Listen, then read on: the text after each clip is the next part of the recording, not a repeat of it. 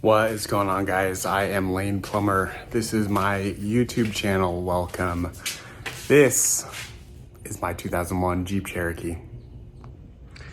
For those of you that are new to the channel, this is my big project, my passion project. 2001 Jeep Cherokee that while my wife was in the hospital, I completely tore apart down to essentially the shell. We undercoated it. We have swapped in Dana 44s from a JK Rubicon. It is lifted 4 or so inches on 35-inch tires. While it was all pulled apart, pulled the engine and stroked it, did a whole bunch of work on it. And in the process of doing so, I've made it a really, really nice Jeep.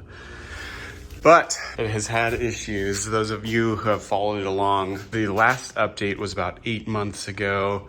I had it on 4 wheels. It was running and technically driving, but I knew that something wasn't right.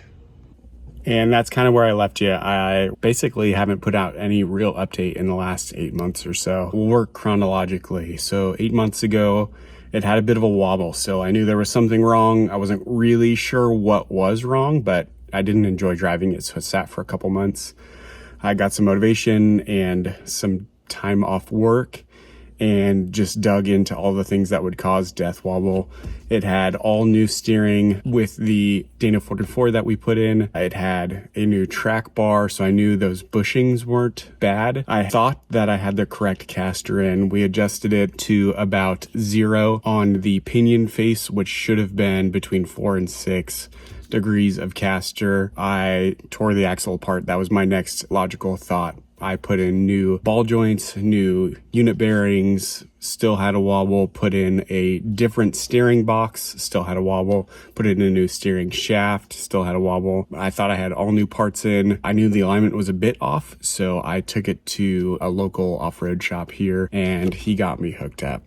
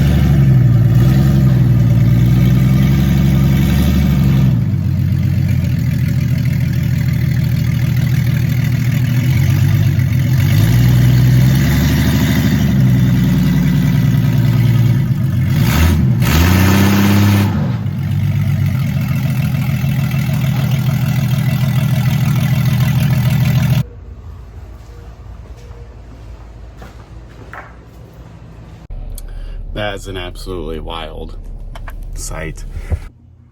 All right, we got there and the first thing he noticed was that the axle was about 1.5 inches cocked to the passenger side. The track bar was as short as it could go. So what we ended up doing was creating a custom track bar to get the axle centered up, and then we ended up going over the knuckle on the tie rod so that everything was gonna line up, which let us use this top hole on the track bar. It still had a wobble. The actual fix was up here, essentially because we put these steering braces in, it pushes everything out on this track bar mount an extra 3/8. Up here, there was nothing behind it. There was room for it to move and there's paint cracking as well. So you could tell that this was moving.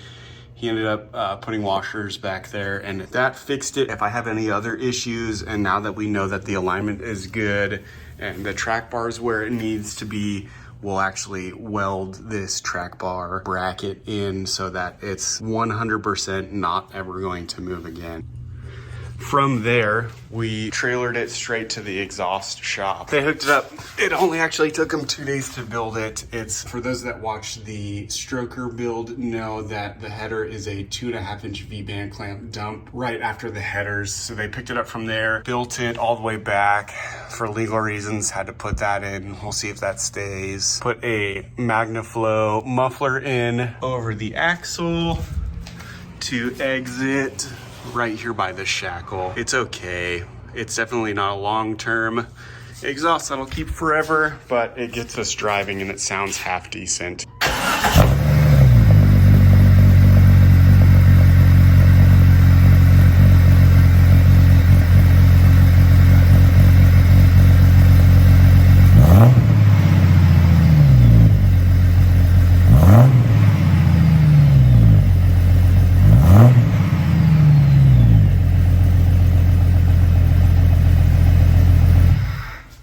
From there, I drove it home straight from the muffler shop, and it drove great. Steers down the road completely straight. Steering is light. The alignment feels great at a 6 degrees caster actual, 45 miles an hour. Didn't overheat, thankfully, but from the driving that I have done, it feels great. So the next step is to get it back on the road driving. The next few things that I did in preparation of getting it registered, smog checked, all that sort of stuff.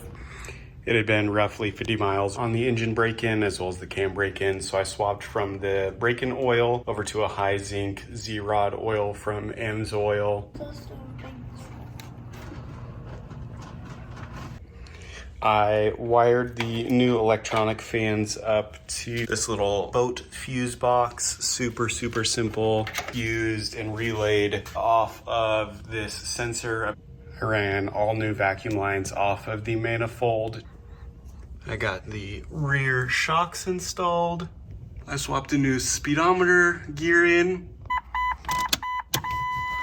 which has cleared all of our check engine light codes. From this point, I need to drive it for, I don't know, anywhere from 100 to 200 miles just to let the computer learn all the new fueling, learn all of the emissions stuff so that I can actually go get it emission certified and re-registered. Yeah, that's it. The next step is to drive it, really. Drive it, make sure everything's broken in, realize any issues, start driving it back and forth to work to get those miles in. Super, super excited. Thank you so much for staying around, or welcome if you're new as well. I'm hoping to make some true leeway on this here pretty soon. We're moving to Georgia in September, so it's gotta be reliable by then. Anyways, thank you so much. I'll see you on the next one.